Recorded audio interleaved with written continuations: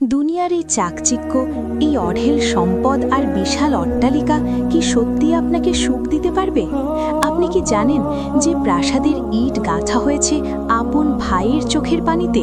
সেই প্রাসাদের প্রতিটি কোণ থেকে অভিশাপ ঝরে পড়ে। আজ এমন এক পাষাণ হৃদয়ের গল্প শোনাবো যা শুনলে আপনার কলিজা কেঁপে উঠবে। হয়তো নিজের অজান্তেই আপনার চোখের কোণে দু ফোঁটা জল জমা হবে। ভাবুন তো একবার, যে ভাই একই মায়ের কোলে বড় হয়েছে, যার সাথে শৈশবের সব স্মৃতি ভাগ করে নিয়েছেন, সেই ভাইয়ের হক মেরে দিয়ে আপনি কি সত্যিই শান্তিতে ঘুমাতে পারবেন? দুনিয়াতে হয়তো আপনি অট্টালিকা বানালেন, কিন্তু পরকালের সেই অন্ধকার কবরের হিসাব কি ভেবে দেখেছেন?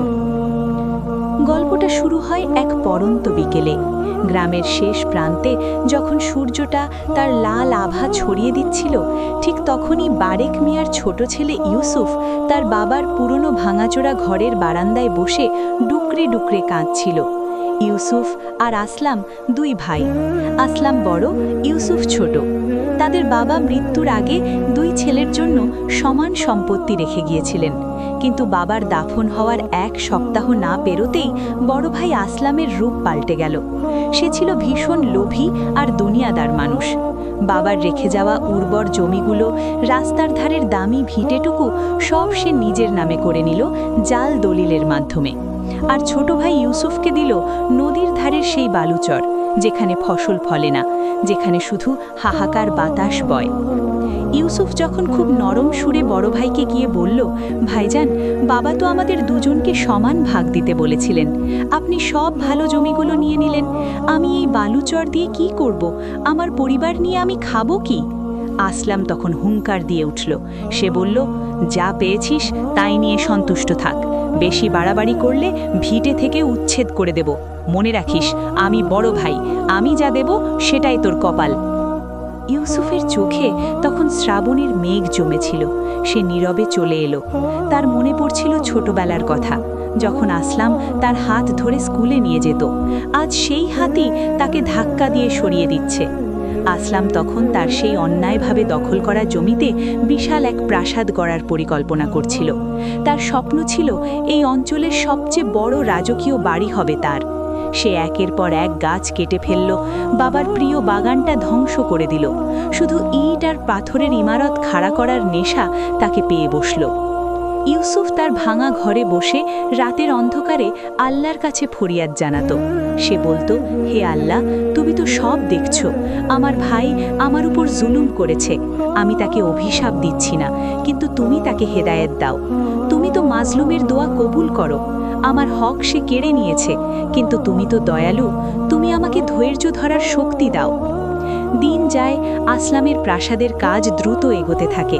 দামি মার্বেল পাথর আনা হয় দূর দূরান্ত থেকে। গ্রামের মানুষ অবাক হয়ে দেখে আসলামের এই বিলাসিতা, কিন্তু কেউ জানে না এই প্রাসাদের প্রতিটি ইটের নিচে চাপা পড়ে আছে এক ভাইয়ের হাহাকার। আসলাম যখন রাজমিস্ত্রিদের নির্দেশ দিত, তখন তার কণ্ঠে ছিল অহংকার আর দম্ভ। সে তার স্ত্রীকে বলতো, দেখো, এই প্রাসাদে যখন আমরা থাকব, তখন সবাই আমাদের পায়ে এসে লুটিয়ে পড়বে। ইউসুফ তো সারা জীবন ওই বালুচরেই পড়ে থাকবে, ও আমার ধারে কাছেও আসতে পারবে না।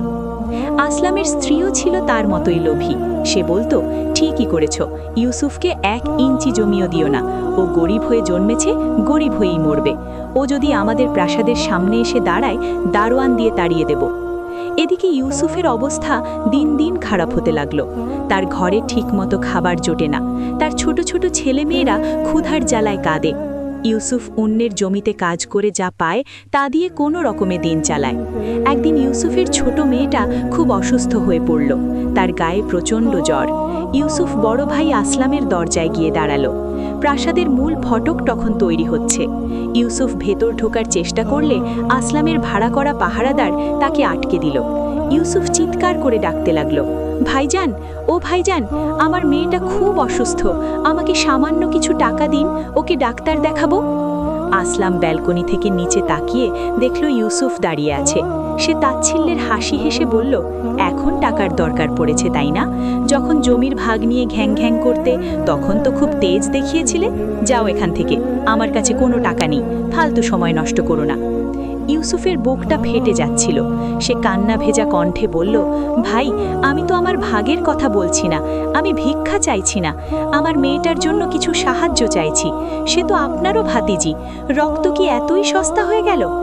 আসলাম কুচকে বলল, আমার কোনো গরিব আত্মীয় নেই, আর কখনো এখানে পা রাখবে না।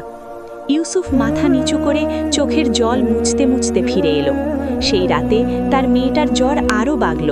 ঘরে এক ফোঁটা ওষুধ নেই, এক চামচ দুধ নেই। ইউসুফ জায়নামাজে বসে অঝরে কাঁদতে লাগল। তার কান্না যেন আরশের মালিককে কাঁপিয়ে দিচ্ছিল। সে বলল, মালিক, দুনিয়ার মানুষ তো ফিরিয়ে দিল, তুমি কি ফিরিয়ে দেবে? তুমি তো অন্তর্যামী, তুমি আমার সহায় হও। রাত যখন গভীর হলো, আসলাম তখন তার অর্ধনির্মিত প্রাসাদের একটা কক্ষে বসে বিলাসী আহার করছিল। বাইরে তখন হঠাৎ মেঘ জমতে শুরু করেছে, আকাশে বিজলি চমকাচ্ছে, কিন্তু আসলামের মনে কোনো ভয় নেই। সে তার সম্পদের মোহে অন্ধ হয়ে আছে। সে ভাবছে এই প্রাসাদের কাজ শেষ হলে সে হবে এই এলাকার রাজা, কিন্তু সে ভুলে গেছে এই পৃথিবীর মালিক একজন আছেন যিনি কাউকে ছাড় দেন না। পরদিন সকালে গ্রামের মানুষ এক অদ্ভুত দৃশ্য দেখল। ইউসুফ তার মৃত মেয়েকে কোলে নিয়ে আসলামের প্রাসাদের সামনে দিয়ে হেঁটে যাচ্ছে গোরস্থানের দিকে। ইউসুফের চোখে কোনো পানি নেই, সে যেন পাথর হয়ে গেছে। আসলাম তখন আয়েশ করে বারান্দায় দাঁড়িয়ে চা খাচ্ছিল। সে একবারও জন্য নিচে নেমে এসে ভাইয়ের পাশে দাঁড়ালো না, একবারও জন্য বলল না, ভাই, আমাকে ক্ষমা করে দে। বরং সে বিরক্ত হয়ে মুখ ফিরিয়ে নিল, যেন এই দৃশ্যটা তার অভিজাত্যে আঘাত হানছে। ইউসুফ তার আদরের সন্তানকে কবরে রেখে যখন ফিরে আসছিল, তখন তার বুক চিরে একটা দীর্ঘ শ্বাস বের হয়ে এলো। সে আকাশের দিকে তাকিয়ে শুধু বলল, আল্লাহ, তুমিই বিচারকারী। সময় গড়িয়ে যেতে লাগলো। আসলামের প্রাসাদ প্রায় তৈরি। দূর থেকে দেখলে মনে হয় কোনো রাজমহল, কিন্তু সেই মহলের প্রতিটি কোণ থেকে যেন এক অতৃপ্ত আত্মা আর্তনাদ করে ওঠে। গ্রামের পুরনো মানুষরা বলাবলি করে, যে বাড়িতে ভাইয়ের হক মেরে দেওয়া হয় সেখানে কখনো বরকত থাকে না। কিন্তু আসলাম সেসব কথা কানে নেয় না। সে এখন উদ্বোধনের অপেক্ষায়। এক বিশাল ভোজের আয়োজন করেছে সে। পুরো গ্রামের প্রভাবশালী ব্যক্তিদের দাওয়াত দিয়েছে, কিন্তু নিজের ছোট ভাই ইউসুফকে সে খবর পর্যন্ত দিল না। উদ্বোধনের দিন ঘনিয়ে আসছে। আসলামের আনন্দের সীমা নেই। সে দামি পোশাক পরছে, সুগন্ধি মাখছে, কিন্তু তার অবচেতন মনে কি একবারও ভয় জাগছে না? সে কি একবারও ভাবছে না এই আনন্দের পেছনে লুকিয়ে আছে কত বড় পাপ? আসলাম যখন রাতে ঘুমোতে যেত, মাঝে মাঝে সে শুনতে পেত শিশুর কান্নার শব্দ। সে মনে করত এটা হয়তো মনের ভুল, কিন্তু সেই কান্নার সুরটা ঠিক ইউসুফের সেই মৃত মেয়েটির মতো শোনা।